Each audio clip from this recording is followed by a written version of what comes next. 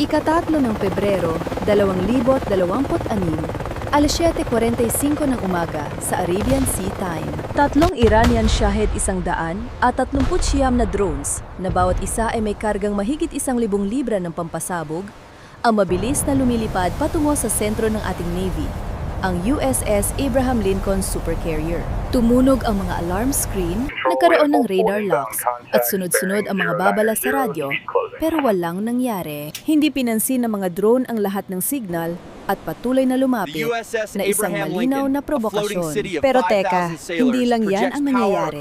Daandang milya ang layo sa makipot na Strait of Hormuz. Isang US flag tanker, ang Stena Imperative, ang biglang pinalibutan ng 6 na IRGC gunboats at isang Mohajer drone sa itaas. Isang coordinated na nakaw-atake? Siguradong ganoon na. Naging headline ang insidenteng ito sa buong mundo.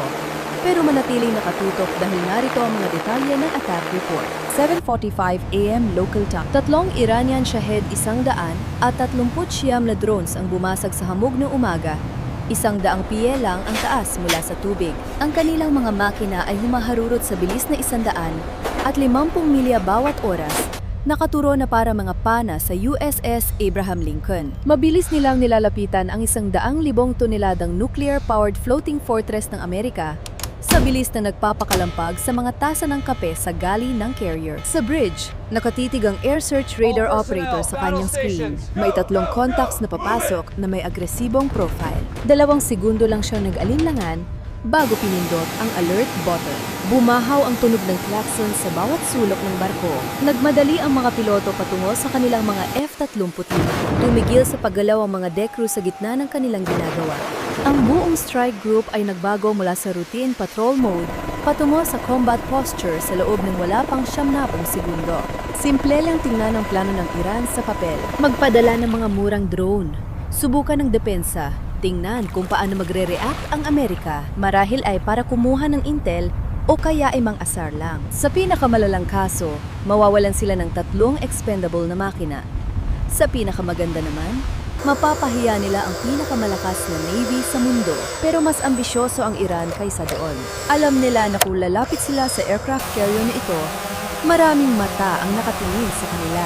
Lilikha ito ng pagkakataon para sa isang krimen kung gusto nilang magnakaw ng anuman. Halimbawa, isang US tanker. 400 milya ang layo malapit sa Strait of Hormuz.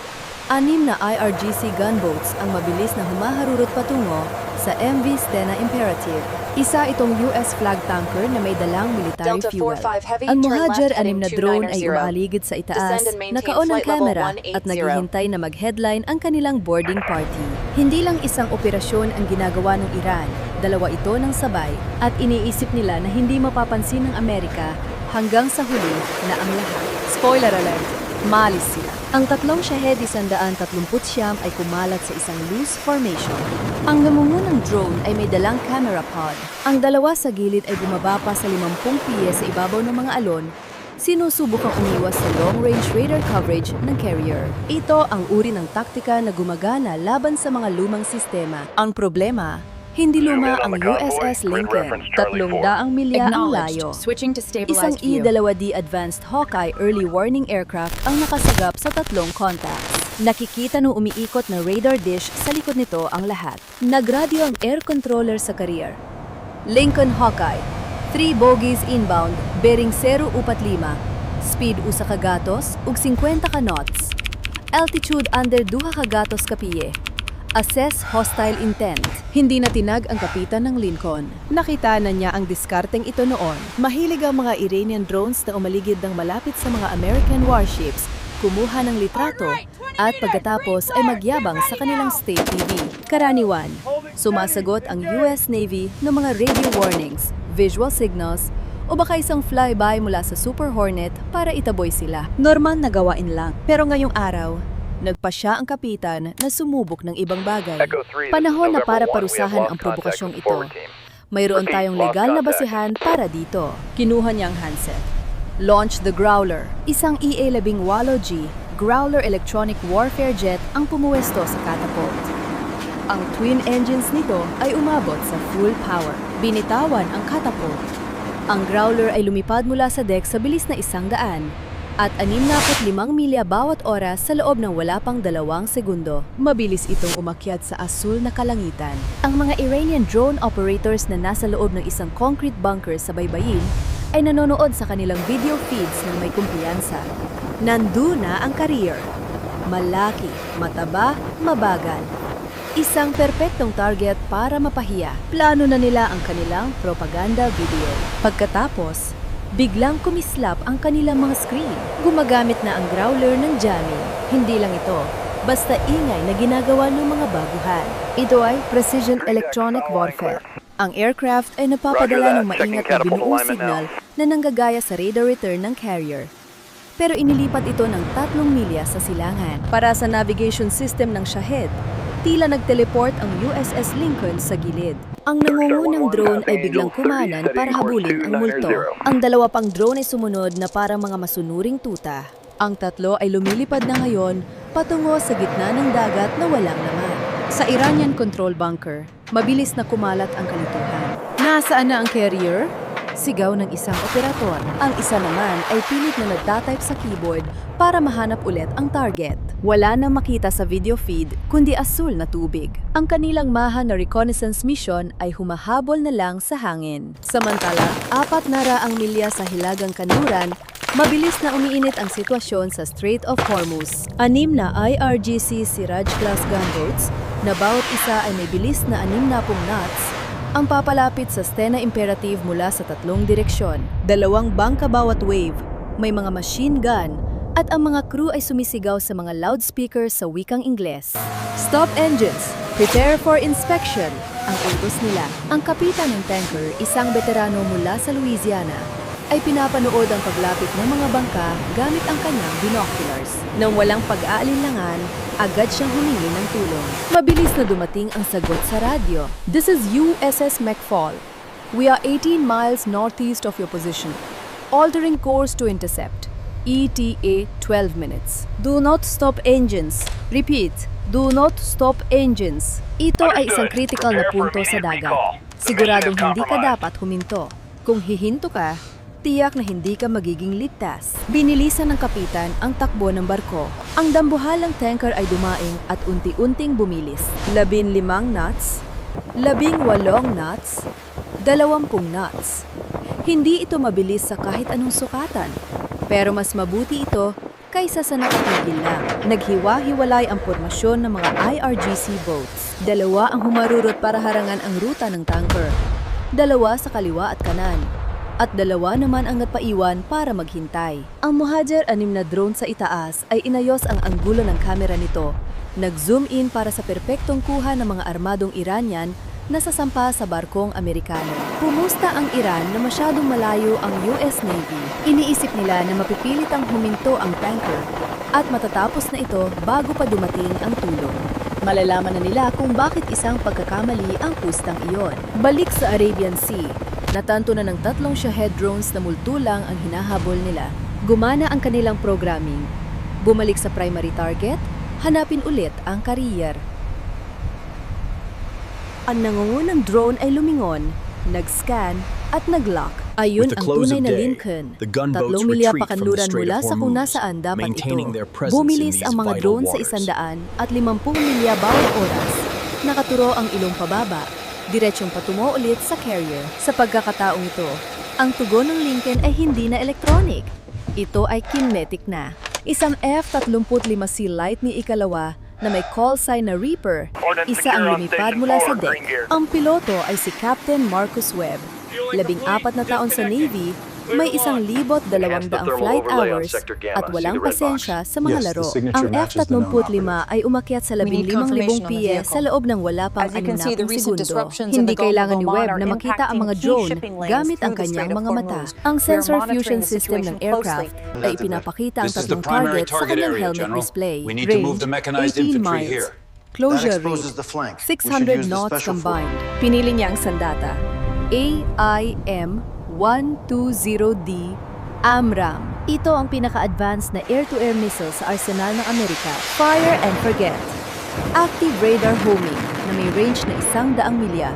Walang laban ang mga drone na ito. Inilock ni Webb ang unang target. Ang AMRAAM ay bumitaw mula sa internal bay. Umandar ang motor nito at mabilis na nawala. Pagkalipas ng 15 segundo, ang nangungunang Shahed ay sumabog sa isang malaking bolang apoy.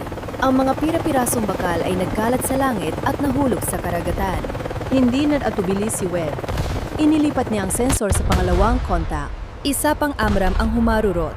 Isa pang malakas na pagsabog. 2 Shahed ang nawala sa radar. Ang ikatlong drone ay agad na nag-react. Humalas ito sa formasyon, biglang kumanaliwa, at mabilis na bumaba patungo sa ibabaw ng mga alon dahil sa panik. Nanatili sa itaas si Webb. Hindi siya nagpaputok. Ang Shahed ay humaharurot ilang metro lang ang taas mula sa tubig. Masyadong mabilis, masyadong mababa. Ang murang guidance nito ay hindi kinaya ang dami ng spray at ang kurbada ng mga alon. 1 segundo ang lumipas, sumagi ito sa dagat. Walang pagsabog. Isang malakas na talsik lang ng puting tubig at pagkatapos ay wala na. Mula sa unang putok hanggang sa huling kill. 84 na segundo lang. Sa baybayin ng Iran, tahimik ang control bunker. 3 video feeds, lahat itim. 3 drones, lahat wala na. Namutla ang mission commander. Kinuha niya ang telepono para tawagan ang kanyang mga superior. Magiging napakahirap na pag-uusap na ito. Pero sa Strait of Hormuz, ang ikalawang bahagi ng operasyon ng Iran ay gumagalaw pa rin. At malapit na itong maging magulo. Napalibutan na ng 6 na IRGC gunboats ang Stena Imperative. 2 bangkang dumaan sa harap ng busog ng barko na pumipilit sa tanker na bagalan ang takbo o makipagsalpukan. Nagmura ang kapitan ng tanker. Wala na siyang pagpipilian. Patuloy ang tunog ng alarm na nag-uutos sa kapitan na patayin ang makina. Isa itong karera sa pagitan ng buhay at kamatayan. Alinman sa matagumpay na makakasampa ang Iran sa barko o darating sa oras ang mga US escort ships. At ang pangalawang senaryo ang tunay na nangyari. Ang kamay ng kapitan ay papunta na sa throttle para sumunod. Biglang sumigaw ang kanyang radar operator. Contact bearing 045, high speed! It's a warship! Ang USS McFall, isang Arleigh Burke-class destroyer, ay lumitaw sa horizon na para isang makapangyarihang puwesya.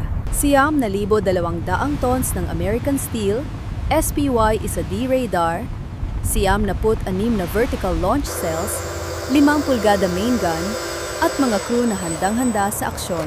Hindi nag-aksay ng oras sa pakiusapan ang destroyer na ito. Tinutukan niya ang mga IRGC boats gamit ang fire control radar. Para sa mga Iranian, para itong may laser sight ng sniper sa kanilang no. Kung nag-aalala kayo sa international law, makatitiyak kayong tama ang ginagawa natin. Ginugulo ng Iran ang isang US-flagged merchant ship sa international waters at tila nananakawan pa ito kung hindi sila hihinto. Mayroon tayong lehitimong basehan para sa self-defense. Para idiin ang punto, ang 5 pulgada na gun ng McFall ay lumingon sa pinakamalapit na gunboat. Tumataas ang kanyon at pagkatapos ay nagpaputok. Hindi sa mismong bangka. Hindi pa sa ngayon, pero malapit. Sobrang lapit. Ang bala ay dumaan sa itaas sa bilis na 2,500 piye bawat segundo at sumabog 200 yarda sa harap ng nangungunang IRGC boat. Ang pagsabog ay nagtasik ng tubig na may taas na 80 piye. Niyanig ng shockwave ang maliit na bangka. Tumigil ang mga Iranian crew. Hindi na ito laro. Pangalawang putok, isa pang warning shot. Ito naman ay lumapag 100 yards sa kaliwa ng pangalawang bangka. Malinaw ang babala. Ang susunod na bala ay hindi nasasala. Kasabay nito, isang MH-60R Seahawk helicopter ang lumipad mula sa likuran ng McFall. Armado ito ng Hellfire missiles at isang door-mounted machine gun. Humaharurot ito patungo sa mga bangka sa bilis na 150 knots, lumilipad ng mababa at maingay. Pinapanood ng IRGC commander sa unang bangka ang 5 pulgada gun ng destroyer na nakatutok sa kanya. Humigpit ang kapit niya sa throttle. Sinasabi ng kanyang instinct na umatras na, pero malinaw ang utos mula sa Tehran. Unahin ninyong pukuratin ang mga Amerikano. Hindi siya huminto. Sa halip, lalo pa siyang bumilis. Ang 6 na gunboats ay nahati sa 2 grupo. Ang 3 ay diretsong sumugod sa destroyer, paliko-liko sa bilis na 60 knots para mahirapang i-target. Ang 3 naman ay umikot sa likod ng tanker, sinusubukang gumawa ng crossfire situation. Pinapanood ng US commander ang tactical display. Hindi umaatras ang mga bangka. Umaatake sila. Ang kamay ng kanyang weapons officer ay nakahanda na sa fire control panel.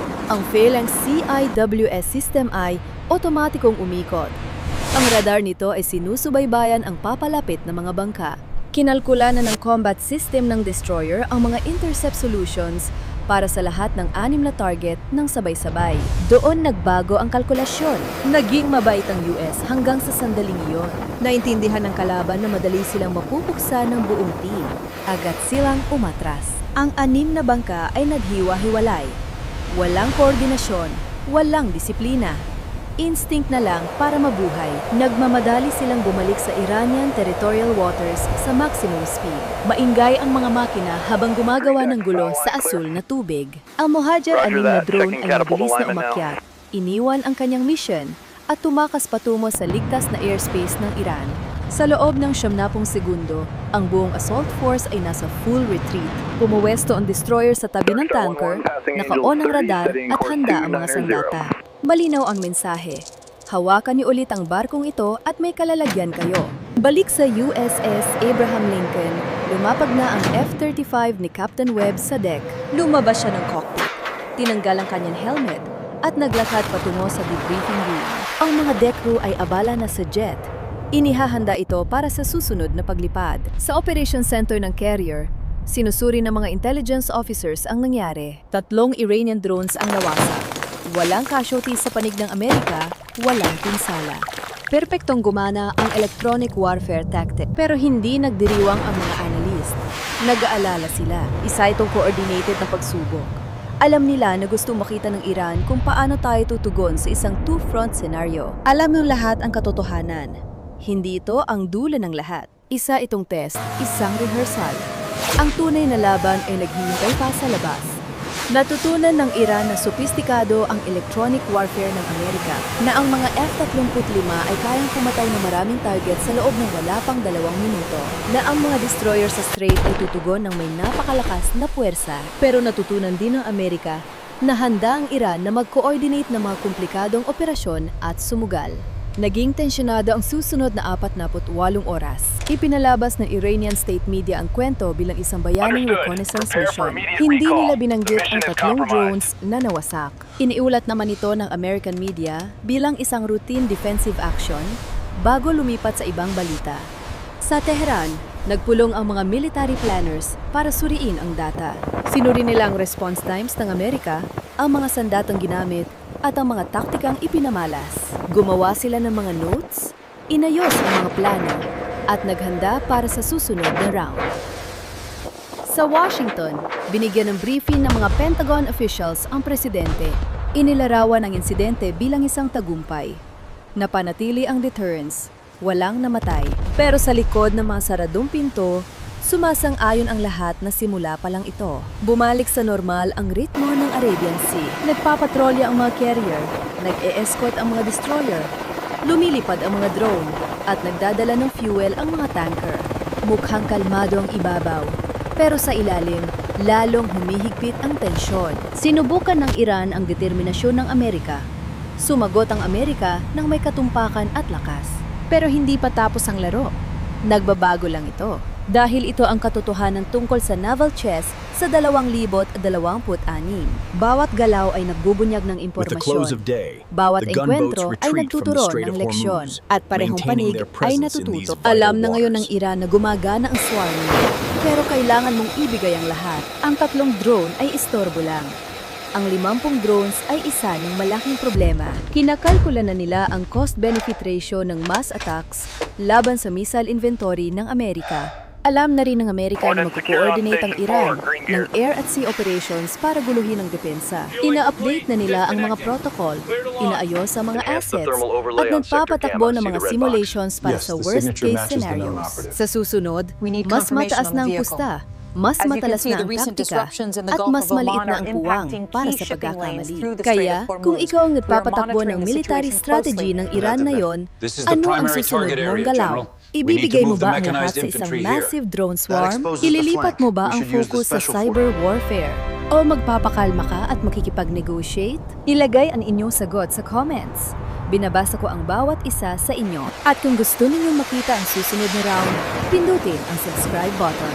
Parangal sa mga nagtatanggol sa kalayaan. Hanggang sa susunod na breakdown.